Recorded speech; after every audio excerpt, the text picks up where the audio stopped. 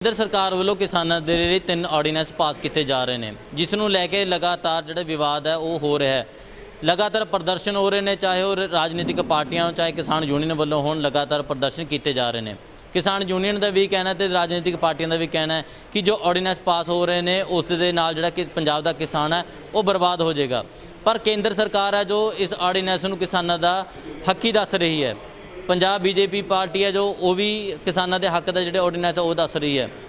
किसान बीजेपी के पंजाब प्रधान बिक्रमजीत सिंह चीमा साडे नाल ने, इन्हां नाल गल करदे हां कि जो ऑर्डीनेंस पास हो रहा है इसकी असल सच्चाई है कि चीमा साहब लगातार ऑर्डीनेंस नूं लैके प्रदर्शन हो रहे हैं, राजनीतिक पार्टियां ने किसान यूनियन ने लगातार कह रही हैं कि जो ऑर्डीनेंस पास हो रहे हैं वो किसानों के खिलाफ ने।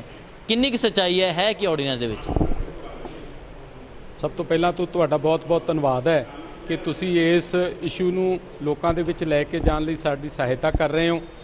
जिहड़े ऑर्डीनेंस पास होए है इन्हां दे विच जो साडियां राजनीतिक पार्टियां राजनीतिक रोटियां सेकण दे लिए ये गल्लां गुमराह कर रही हैं कि इस गल दे नाल किसान बर्बाद हो रहा है। इस गल दे नाल उन्हां ऑर्डीनेंस दे आउण दे नाल जिहड़ा उन्हां ऑर्डीनेंस आ रहे हैं उन्हां दे नाल MSP खत्म हो जूगी, उन्हां दे नाल मंडीकरण बोर्ड खत्म हो जूगा। इहदे 'च किते भी कोई सच्चाई नहीं। बेसिकली ये जिहड़े ऑर्डीनेंस लिआंदे है, अज जिहड़ी कांग्रेस दोहरी दो मूहां वाली हमेशा राजनीति करती है, इसे एक्ट नूं इसे APMC एक्ट नूं 2017 ਦੇ ਵਿੱਚ पंजाब विधान सभा ਦੇ ਵਿੱਚ मुख मंत्री कैप्टन अमरिंदर सिंह ने आप पास किया।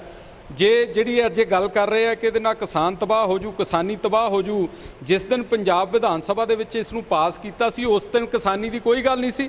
मैं इत्थे दसना चाहुंदा अपने किसान भरावां नूं कि 2022 दीयां चोणां नूं लै के जिहड़े ड्रामे कीते जा रहे आ सरकार वल्लों, क्योंकि सरकार ने जिहड़ी सरकार झूठे लारिਆਂ ते सत्ता 'च आई सी कि असी टोटल पंजाब के किसान का करजा माफ़ कर देंगे, चाहे वो आड़तियां का, चाहे शाहूकारां का, चाहे बैंकों का, चाहे सरकारी बैंकों का। ये गल कह के तुसी सारे पत्रकार साहबानां नूं वीरां नूं पता है।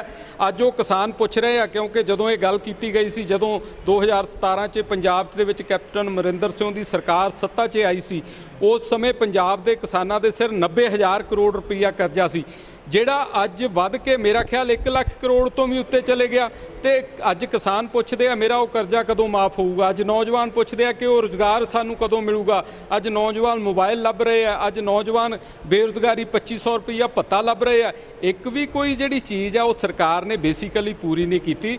ਤੇ ਉਹਨਾਂ ਗੱਲਾਂ ਤੋਂ ਧਿਆਨ ਡਾਇਵਰਟ ਕਰਨ ਦੇ ਲਈ ਜਿਹੜਾ ਸੈਂਟਰ ਦੀ ਸਰਕਾਰ ਵੱਲੋਂ ਜਿਹੜਾ ਇਹਨਾਂ ਨੇ ਆਪ ਪੰਜਾਬ ਵਿਧਾਨ ਸਭਾ ਦੇ ਵਿੱਚ ਕਾਨੂੰਨ ਜਿਹੜਾ ਉੱਥੋਂ ਆਇਆ ਸੀ ਉਸ ਨੂੰ ਪਾਸ ਕੀਤਾ ਸੀ, ਅੱਜ ਉਸੇ ਕਾਨੂੰਨ ਦਾ ਵਿਰੋਧ ਕਰ ਰਹੇ ਆ।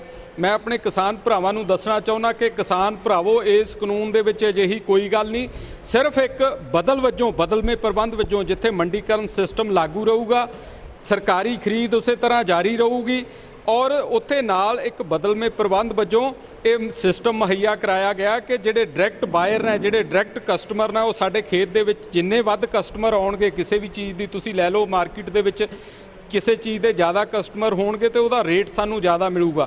इस तरह सरकार चाहती है कि जिन्ने कस्टमर वध तो वध खेत दे विच जाणगे उन्ना किसान का फायदा होऊगा, किसान का जीवन पद्धर उच्चा चुक्या जाऊगा, किसान की इनकम वधूगी। सो सरकार जिहड़ी है हिंदुस्तान की सरकार है, मोदी साहब की सरकार है, वो इस पासे हर समय काम करती रहिंदी है।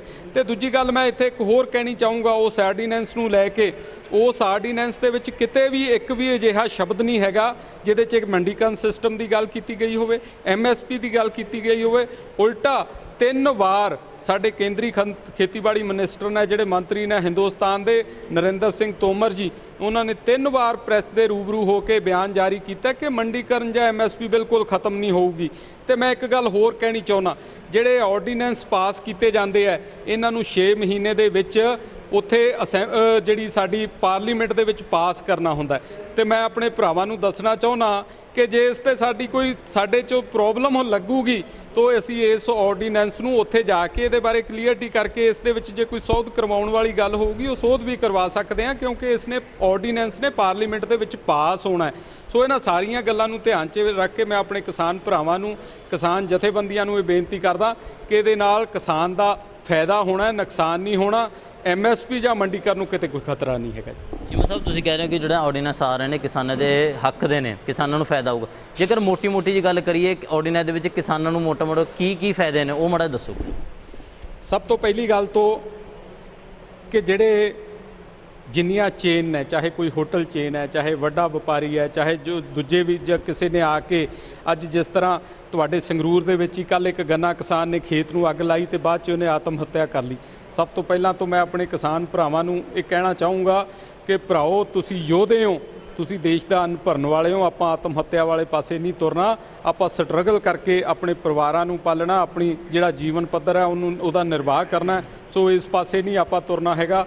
ਤੇ ਦੂਜੀ ਗੱਲ ਜਿਹੜੀ ਕਿਸਾਨ ਦੇ ਫਾਇਦੇ ਦੀ, ਤੁਹਾਡੇ ਜ਼ਿਲ੍ਹੇ ਦੇ ਵਿੱਚ ਹੀ ਕੱਲ੍ਹ ਕਿਸਾਨਾਂ ਨੇ ਸਬਜ਼ੀਆਂ ਸੜਕ ਤੇ ਸੁੱਟੀਆਂ ਔਰ ਆਲੂ ਜਦੋਂ ਫਸਲ ਪੱਕ ਕੇ ਆਉਂਦੀ ਹੈ ਖੇਤ ਦੇ ਵਿੱਚੋਂ, ਉਸ ਸਮੇਂ ਸਾਡੇ ਕਿਸਾਨ ਆਲੂ ਨੂੰ ਸੜਕ ਤੇ ਸੁੱਟਦੇ ਹੈ। ਦੁੱਧ ਜਦੋਂ ਜ਼ਿਆਦਾ ਹੋ ਜਾਂਦਾ ਸਾਡੇ ਕਿਸਾਨ ਦੁੱਧ ਸੜਕਾਂ ਤੇ ਡੋਲਦੇ ਆ। ਕਾਰਨ ਕੀ ਹੈ ਕਿ ਉਹਨਾਂ ਨੂੰ ਰੇਟ ਪੂਰਾ ਨਹੀਂ ਮਿਲਦਾ। ਜਿਹੜੀ ਲਾਗਤ ਮੁੱਲ ਹੁੰਦੀ ਹੈ ਕਈ ਵਾਰ ਉਹ ਵੀ ਪੂਰੀ ਨਹੀਂ ਹੁੰਦੀ। ਹਿੰਦੁਸਤਾਨ ਦੀ ਸਰਕਾਰ ਦੀ ਸੋਚ ਹੈ, ਜਿਹੜੀ ਮੈਂ ਪਹਿਲਾਂ ਗੱਲ ਕਹੀ ਹੈ, ਕਿ ਜਿੰਨੇ ਬਾਹਰ ਵੱਧ ਜਾਣਗੇ, ਜਿੱਥੇ ਵਿੱਚੋਂ ਵਿਚੋਲੀਆ ਕੱਢਿਆ ਜਾਊਗਾ, ਜਿਹੜਾ ਵਿਚੋਲੀਆ ਸਾਡੇ ਤੋਂ ਫਸਲ 4 ਰੁਪਏ ਦੀ ਖਰੀਦ ਕੇ ਅੱਗੇ 20 ਰੁਪਏ ਨੂੰ ਵੇਚਦਾ, ਉਹ ਵਿਚੋਲੀਏ ਨੂੰ ਵਿੱਚੋਂ ਕੱਢਿਆ ਜਾ ਰਿਹਾ ਕਿ ਜਿਹੜੇ ਡਾਇਰੈਕਟ ਬਾਇਰ ਖੇਤ ਦੇ ਵਿੱਚ ਆਉਣ, ਜਿੱਥੇ ਕਿਸਾਨ ਨੂੰ 4 ਰੁਪਏ ਦੀ ਜਗ੍ਹਾ 8 ਰੁਪਏ ਰੇਟ ਮਿਲੇ, ਉਹਨਾਂ ਨੂੰ 20 ਰੁਪਏ ਦੀ ਜਗ੍ਹਾ ਜੇ 8 ਨੂੰ ਮਿਲੂਗਾ, ਉਹਨਾਂ ਨੂੰ ਵੀ 4 ਰੁਪਏ ਦਾ, ਉਹਨਾਂ ਨੂੰ 12 ਰੁਪਏ ਦਾ ਫਾਇਦਾ ਹੋ ਰਿਹਾ ਤੇ ਕਿਸਾਨ ਨੂੰ ਉਹਦੇ ਨਾਲ 4-5 ਰੁਪਏ ਦਾ ਕਿਸਾਨ ਨੂੰ ਫਾਇਦਾ ਹੋ ਰਿਹਾ। ਤੇ ਉਹੀ ਚੀਜ਼ ਜਦੋਂ ਪ੍ਰੋਡਕਟ ਹੋ ਕੇ ਅੱਗੇ ਦੇਸ਼ ਦੇ ਲੋਕਾਂ ਕੋਲ ਜਾਣੀ ਆ, ਉਹਦਾ ਵੀ ਰੇਟ ਘਟੂਗਾ।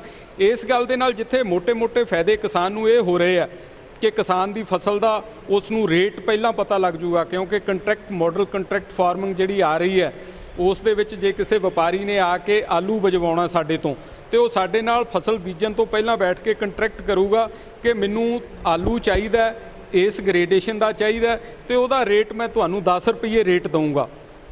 ਉਹਦੇ ਨਾਲ ਕਿਸਾਨ ਨੂੰ ਫਸਲ ਬੀਜਣ ਤੋਂ ਪਹਿਲਾਂ ਉਸ ਦੀ ਫਸਲ ਦਾ ਰੇਟ ਪਤਾ ਹੋਊਗਾ। ਤੇ ਜਿਹੜਾ ਸਰਕਾਰ ਵੱਲੋਂ ਆਰਡੀਨੈਂਸ ਜਾਰੀ ਕੀਤਾ ਗਿਆ, ਉਸ ਆਰਡੀਨੈਂਸ ਦੇ ਵਿੱਚ ਜਿਹੜੀਆਂ ਸ਼ਰਤਾਂ ਲਾਈਆਂ ਗਈਆਂ, ਉਹ ਸ਼ਰਤਾਂ ਅਜਿਹੀਆਂ ਬਣਾਈਆਂ ਕਿ ਵਪਾਰੀ ਕਿਸੇ ਵੀ ਐਗਰੀਮੈਂਟ ਤੋਂ ਭੱਜ ਨਾ ਸਕੇ। ਕਿਉਂਕਿ ਸਾਡੇ ਕਿਸਾਨਾਂ ਦਾ ਪਹਿਲਾਂ ਵੀ ਤਜਰਬਾ, ਪੈਪਸੀ ਵਾਲੇ ਆਏ ਜਾਂ ਹੋਰ ਜਿਹੜੀਆਂ ਕਈ ਆਈਆਂ, ਉਹ ਜਦੋਂ ਫਸਲ ਪੱਕਦੀ ਸੀ ਫਿਰ ਸਾਡੀ ਫਸਲ ਨੂੰ ਕਈ ਤਰ੍ਹਾਂ ਦਾ ਉਹਦੇ 'ਚ ਬਲੇਮ ਕਰਕੇ ਉਹ ਕਰਾਰਨਾਮਿਆਂ ਤੋਂ ਭੱਜ ਜਾਂਦੇ ਸੀ। ਉਹਨਾਂ ਸਾਰੀਆਂ ਗੱਲਾਂ ਨੂੰ ਧਿਆਨ 'ਚ ਰੱਖ ਕੇ ਸੈਂਟਰ ਵੱਲੋਂ ਜਿਹੜਾ ਹੁਣ ਐਕਟ ਲੈ ਕੇ ਆਏ ਆ, ਜਿਹੜਾ ਇਹ ਆਰਡੀਨੈਂਸ ਲੈ ਕੇ ਆਏ ਆ, ਉਹਦੇ ਵਿੱਚ ਇਹ ਸਾਰਾ ਪ੍ਰਬੰਧ ਕੀਤਾ ਗਿਆ। ਜਿੰਨੀਆਂ ਸ਼ਰਤਾਂ ਬਣਾਈਆਂ ਉਹ ਸਾਰੀਆਂ ਕਿਸਾਨ ਦੇ ਹਿੱਤ 'ਚ ਬਣਾਈਆਂ, ਕਿਸਾਨ ਦੇ ਲਈ ਬਣਾਈਆਂ। ਉਹਦੇ 'ਚ ਵਪਾਰੀ ਦੇ ਲਈ ਕੋਈ ਵੀ ਅਜਿਹੀ ਸ਼ਰਤ ਨਹੀਂ ਬਣਾਈ ਕਿ ਜਿਹਦੇ ਨਾਲ ਵਪਾਰੀ ਹੈਵੀ ਹੋ ਸਕੇ। ਜਿਹੜੇ ਉਹ ਕਰਾਰਨਾਮੇ ਆਉਣਗੇ ਉਹ ਸੈਂਟਰ ਵੱਲੋਂ ਬਣ ਕੇ ਆਉਣੇ ਆ, ਉਹਦੇ 'ਚ ਵਪਾਰੀ ਇੱਕ ਵੀ ਸ਼ਬਦ ਇੱਧਰ ਉੱਧਰ ਨਹੀਂ ਕਰਵਾ ਸਕਦਾ। ਔਰ ਦੂਜੀ ਗੱਲ, ਜੇ ਉਹ ਜਿਹੜੇ ਲੋਕਲ ਭਾਸ਼ਾ 'ਚ ਹੋਣਗੇ, ਪੰਜਾਬ ਦੇ ਵਿੱਚ ਪੰਜਾਬੀ 'ਚ, ਬਾਕੀ ਜਿਹੜੇ ਸੂਬਿਆਂ 'ਚ ਉੱਥੋਂ ਦੀ ਭਾਸ਼ਾ 'ਚ ਹੋਊ, ਤਾਂ ਜੋ ਕਿਸਾਨ ਉਹਨਾਂ ਨੂੰ ਚੰਗੀ ਤਰ੍ਹਾਂ ਪੜ੍ਹ ਕੇ, ਉਹਨਾਂ ਨੂੰ ਸਮਝ ਕੇ ਫਿਰ ਉਹਨਾਂ ਤੇ ਸਾਈਨ ਕਰ ਸਕੇ। ਕਿਸਾਨ ਨਾਲ ਕਿਤੇ ਕੋਈ ਧੋਖਾ ਨਾ ਕਰੇ, ਕੋਈ ਵਪਾਰੀ, ਕੋਈ ਕੰਪਨੀ ਕਿਸਾਨ ਨਾਲ ਧੋਖਾ ਨਾ ਕਰੇ, ਇਸ ਤਰ੍ਹਾਂ ਦਾ ਪ੍ਰਬੰਧ ਕੀਤਾ ਗਿਆ। ਉਹਦੇ ਵਿੱਚ ਬਿਲਕੁਲ ਸਪਸ਼ਟ ਲਿਖਿਆ, ਜਿੱਦਾਂ ਮੈਂ ਪਿਛਲੇ ਦਿਨਾਂ ਤੋਂ ਕਈ ਵਿਅਕਤੀਆਂ ਨੂੰ ਸੁਣ ਰਿਹਾ, ਇਹ ਗੱਲਾਂ ਕਹਿੰਦੇ ਆ ਕਿ ਇਹਦੇ ਤੇ ਅਡਾਨੀ ਕਬਜ਼ਾ ਕਰ ਲੈਣਗੇ, ਕਿਸਾਨ ਦੀਆਂ ਜ਼ਮੀਨਾਂ ਤੇ ਅਬਾਨੀ ਕਬਜ਼ਾ ਕਰ ਲੈਣਗੇ, ਜਾਂ ਹੋਰ ਇੰਡਸਟਰੀਲਿਸਟ ਜਿਹੜੇ ਆ ਉਹ ਕਿਸਾਨ ਦੀਆਂ ਜ਼ਮੀਨਾਂ ਤੇ ਕਬਜ਼ਾ ਕਰ ਲੈਣਗੇ। ਉਹਦੇ 'ਚ ਬਿਲਕੁਲ ਸਪਸ਼ਟ ਲਿਖਿਆ ਕਿ ਜਿਹੜਾ ਐਗਰੀਮੈਂਟ ਹੋਊਗਾ, ਜੇ ਉਸ ਦੇ ਵਿੱਚ ਕਿਸਾਨ ਦਾ ਕੋਈ ਨੁਕਸਾਨ ਵੀ ਹੋ ਜਾਂਦਾ ਹੈ ਤੇ ਉਸ ਦੀ ਜ਼ਮੀਨ ਉਹਦੇ 'ਚ ਕਿਤੇ ਇਨਵੋਲਵ ਨਹੀਂ ਹੋਊਗੀ। ਉਹ ਵਪਾਰੀ ਉਸ ਜ਼ਮੀਨ ਨੂੰ ਅੱਗੇ ਪਟੇ ਤੇ ਨਹੀਂ ਦੇ ਸਕਦਾ, ਉਹ ਵਪਾਰੀ ਉਸ ਜ਼ਮੀਨ ਤੇ ਕੋਈ ਲੋਨ ਨਹੀਂ ਲੈ ਸਕਦਾ। ਕਿਸਾਨ ਦੀ ਜ਼ਮੀਨ ਜਿਹੜੀ ਹੈ ਕਿਸਾਨ ਦੇ ਨਾਮ ਰਹੂਗੀ। ਇਸ ਤਰ੍ਹਾਂ ਦੇ ਪ੍ਰਬੰਧ ਜਿਹੜੇ ਹੋਰ ਬਹੁਤ ਸਾਰੀਆਂ ਸ਼ਰਤਾਂ ਇਸ ਤਰ੍ਹਾਂ ਦੀਆਂ ਉਸ ਆਰਡੀਨੈਂਸ ਦੇ ਵਿੱਚ ਬਣਾਈਆਂ।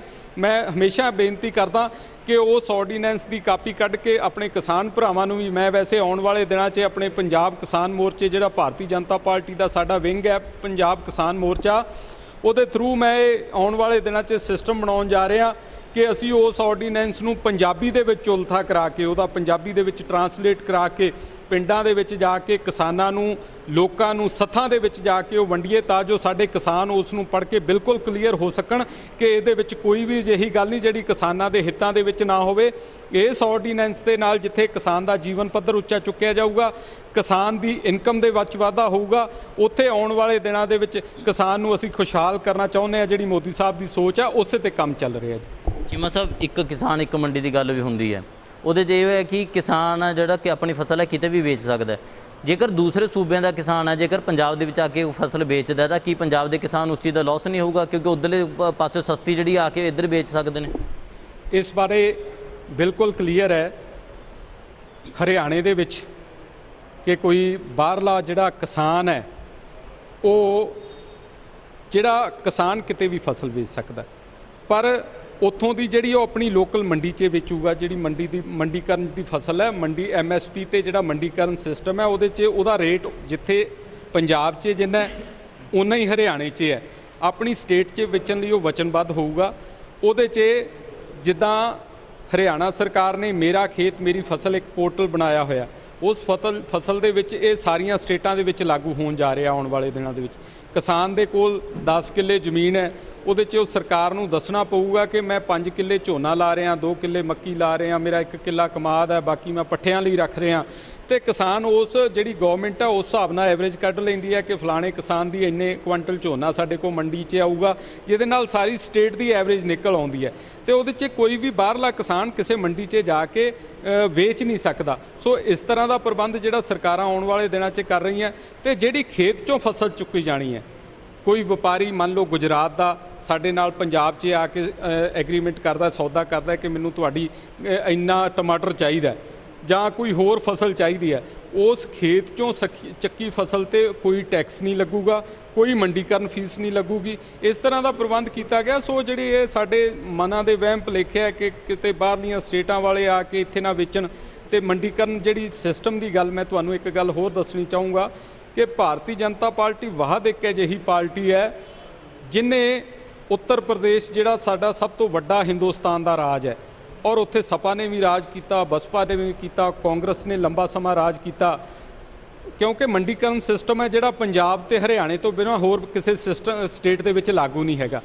ਭਾਰਤੀ ਜਨਤਾ ਪਾਰਟੀ ਦੀ ਸਰਕਾਰ ਨੇ ਅੱਜ ਤੋਂ 2.5 ਸਾਲ ਪਹਿਲਾਂ ਜਦੋਂ ਯੋਗੀ ਜੀ ਦੀ ਸਰਕਾਰ ਉੱਤਰ ਪ੍ਰਦੇਸ਼ ਦੇ ਵਿੱਚ ਬਣੀ, ਉਹਨਾਂ ਨੇ ਉੱਥੇ ਮੰਡੀਕਰਨ ਬੋਰਡ ਜਿਹੜਾ ਚਾਲੂ ਕੀਤਾ। ਉੱਥੋਂ ਦੇ ਜਿਹੜੇ ਸਾਡੇ ਕਿਸਾਨ ਭਰਾ 1200 ਨੂੰ ਕਣਕ ਵੇਚਦੇ ਸੀ, ਜਦੋਂ ਸਾਡੇ ਇੱਥੇ 1500-1600 ਰੁਪਈਆ ਰੇਟ ਸੀ, 200-300 ਰੁਪਈਆ ਘਾਟਾ ਪੈਂਦਾ ਸੀ। ਅੱਜ ਉੱਥੋਂ ਦੇ ਕਿਉਂਕਿ ਮੇਰੇ ਰਿਸ਼ਤੇਦਾਰ ਬਹੁਤ ਸਾਰੇ ਯੂਪੀ ਰਹਿੰਦੇ ਆ, ਜਦੋਂ ਮੈਂ ਉਹਨਾਂ ਨਾਲ ਗੱਲ ਕਰਦਾ ਤਾਂ ਇਸ ਗੱਲ ਤੋਂ ਬੜੇ ਖੁਸ਼ ਹੈ।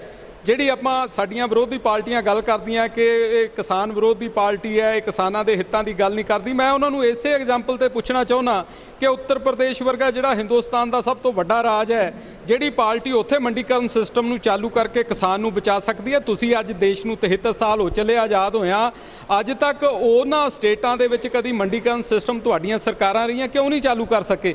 ਤੇ ਜਿਹੜੀ ਸਰਕਾਰ ਕਿਸਾਨਾਂ ਦੇ ਹਿੱਤਾਂ ਲਈ ਅਜਿਹੀਆਂ ਗੱਲਾਂ ਕਰ ਰਹੀ ਹੈ, ਉਸ ਨੂੰ ਤੁਸੀਂ ਕਿਸਾਨ ਵਿਰੋਧੀ ਗਰਦਾਨ ਰਹੇ ਹੋ। ਸੋ ਇਹ ਗੱਲਾਂ ਅੱਜ ਲੋਕ ਨਹੀਂ ਸਮਝਣਗੇ, ਇਹ ਗੱਲਾਂ ਤੇ ਲੋਕ ਬਿਲਕੁਲ ਕਲੀਅਰ ਹੈ ਜੀ। ਮੈਂ ਸਾਹਿਬ ਇਹ ਤਾਂ ਗੱਲ ਰਹੀ ਰਾਜਨੀਤਿਕ ਪਾਰਟੀਆਂ ਦੀ ਕਿ ਰਾਜਨੀਤਿਕ ਪਾਰਟੀਆਂ ਜਿਹੜੇ ਰਾਜਨੀਤੀ ਕਰ ਰਹੀਆਂ ਨੇ, ਪਰ ਹਾਲੇ ਤੱਕ ਜੇਕਰ ਇੰਨੀ ਹੀ ਕਿਸਾਨਾਂ ਦੇ ਹੱਕ ਦੇ ਆਰਡੀਨੈਂਸ ਆ ਰਹੇ ਨੇ ਤਾਂ ਕਿਸਾਨਾਂ ਨੂੰ ਕਿਉਂ ਨਹੀਂ ਸਮਝਾ ਸਕੇ? ਕਿਸਾਨ ਕਿਉਂ ਸੜਕਾਂ 'ਤੇ ਆ? ਪੰਜਾਬ ਦਾ ਜਿਹੜਾ ਜਿੰਨਾ ਕਿਸਾਨ ਹੈ ਸਾਰਾ ਸੜਕਾਂ ਦੇ ਉੱਤੇ ਧਰਨੇ ਦੇ ਰਿਹਾ, ਧੁੱਪਾਂ ਦੇ ਵਿੱਚ ਬੈਠੇ ਕਿਸਾਨ ਤਰਾਹ ਕਰ ਰਿਹਾ, ਉਹਨਾਂ ਨੂੰ ਕਿਉਂ ਨਹੀਂ ਸਮਝ ਲੱਗ ਰਹੀ ਕਿ ਤੁਹਾਡਾ ਤੇ ਉਹਨਾਂ ਦੀ ਕਮਿਊਨੀਕੇਸ਼ਨ ਗੈਪ ਪੈ ਰਿਹਾ ਜਿਹੜਾ ਸਮਝਾ ਨਹੀਂ ਸਕੇ? ਇਹ ਬਿਲਕੁਲ ਗੱਲ ਤੁਹਾਡੀ ਠੀਕ ਹੈ ਕਿ ਕਿਸਾਨ ਨੂੰ ਸਮਝਾਉਣ ਦੇ ਵਿੱਚ ਅਸੀਂ ਅਜੇ ਪੂਰੀ ਤਰ੍ਹਾਂ ਸਫਲ ਨਹੀਂ ਹੋ ਸਕੇ। ਜਿਹੜਾ ਅੱਜ ਤੁਹਾਡੇ ਨਾਲ ਇੱਥੇ ਰੂਬਰੂ ਹੋਇਆ, ਮੈਂ ਸਮਝਦਾ ਕਿ ਤੁਸੀਂ ਜਿੰਨੇ ਮੀਡੀਆ ਦੇ ਲੋਕ ਹੋ, ਜਿੱਥੋਂ ਤੱਕ ਤੁਹਾਡੀ ਅਪਰੋਚ ਹੈ ਸ਼ਾਇਦ ਅਸੀਂ ਉੱਥੇ ਤੱਕ ਨਾ ਜਾ ਪਾਈਏ। ਤੁਹਾਡੇ ਥਰੂ ਅੱਜ ਇਸੇ ਗੱਲਾਂ ਨੂੰ ਕਿਸਾਨਾਂ ਤੱਕ ਪਹੁੰਚਾਉਣ ਦੇ ਲਈ, ਕਿਉਂਕਿ ਕਿਸਾਨ ਕਈ ਗੱਲਾਂ ਤੇ ਕਲੀਅਰ ਨਹੀਂ ਹੈਗਾ। ਕਿਸਾਨ ਨੂੰ ਜਿਸ ਤਰ੍ਹਾਂ ਵਿਰੋਧੀ ਪਾਰਟੀਆਂ ਸਾਡੀਆਂ ਕਹਿ ਰਹੀਆਂ, ਕਿਸਾਨ ਨੂੰ ਇੱਕੋ ਗੱਲ ਤੇ ਭੜਕਾਇਆ ਜਾ ਰਿਹਾ ਕਿ ਤੇਰੀ MSP ਖਤਮ ਹੋ ਜੂਗੀ, ਤੇਰਾ ਮੰਡੀਕਰਨ ਬੋਰਡ ਖਤਮ ਹੋ ਜੂਗਾ।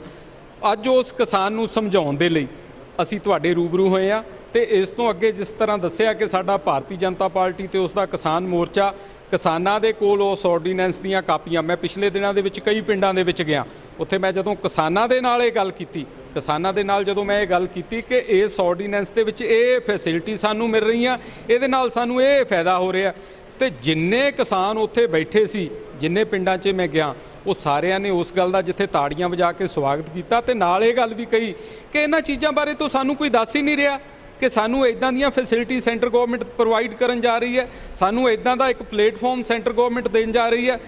ਕਿਸਾਨ ਕਹਿੰਦਾ ਕਿ ਮੈਨੂੰ ਤਾਂ ਸਿਰਫ ਆ ਕੇ ਪਾਰਟੀਆਂ ਦੇ ਲੋਕ ਇਹ ਦੱਸਦੇ ਆ ਕਿ ਇਹ ਆਰਡੀਨੈਂਸ ਜਾਰੀ ਕਰਤਾ, ਉਹਦੇ ਨਾਲ ਤੇਰੀ ਮੰਡੀਕਰਨ ਜਿਹੜਾ ਉਹ ਖਤਮ ਹੋ ਜਾਣਾ ਤੇ MSP ਖਤਮ ਹੋ ਜਾਣੀ ਹੈ। ਤੇ ਅੱਜ ਇਸੇ ਗੱਲ ਨੂੰ ਕਲੀਅਰ ਕਰਨ ਦੇ ਲਈ ਕੋਈ ਮੰਡੀਕਰਨ ਬੋਰਡ ਖਤਮ ਨਹੀਂ ਹੋਣਾ, ਕੋਈ MSP ਖਤਮ ਨਹੀਂ ਹੋਣੀ। ਜੇ ਅੱਜ ਉਸ ਆਰਡੀਨੈਂਸ ਦੇ ਆਉਣ ਨਾਲ ਸਿਰਫ ਭਰਾਓ ਤੁਹਾਡੇ ਲਈ ਇੱਕ ਪਲੇਟਫਾਰਮ ਸਰਕਾਰ ਮੁਹੱਈਆ ਕਰ ਰਹੀ ਹੈ, ਜਿੱਥੋਂ ਤੁਹਾਨੂੰ ਤੁਹਾਡੀ ਜਿਹੜੀਆਂ ਫਸਲਾਂ ਰੁਲਦੀਆਂ ਬਾਕੀ ਦੀਆਂ ਫਸਲਾਂ, ਉਹਨਾਂ ਦਾ ਤੁਹਾਨੂੰ ਮੁੱਲ ਪੂਰਾ ਮਿਲ ਸਕੇ, ਸਾਨੂੰ ਮੁੱਲ ਪੂਰਾ ਮਿਲ ਸਕੇ, ਸਾਡਾ ਜਿਹੜਾ ਜੀਵਨ ਪੱਧਰ ਹੈ ਉਹ ਉੱਚਾ ਹੋ ਸਕੇ। ਬਿਲਕੁਲ, ਇਹ ਸਨ ਸਾਡੇ ਨਾਲ BJP ਕਿਸਾਨ ਮੋਰਚਾ ਦੇ ਪੰਜਾਬ ਪ੍ਰਧਾਨ ਬਿਕਰਮਜੀਤ ਸਿੰਘ ਚੀਮਾ, ਜੋ ਕਹਿ ਰਹੇ ਨੇ ਕਿ ਜੋ ਆਰਡੀਨੈਂਸ ਪਾਸ ਹੋ ਰਹੇ ਨੇ ਉਹ ਕਿਸਾਨਾਂ ਦੇ ਹੱਕ ਦੇ ਨੇ, ਕਿਸਾਨਾਂ ਦੇ ਵਿਰੋਧੀ ਨਹੀਂ ਹੈਗੇ।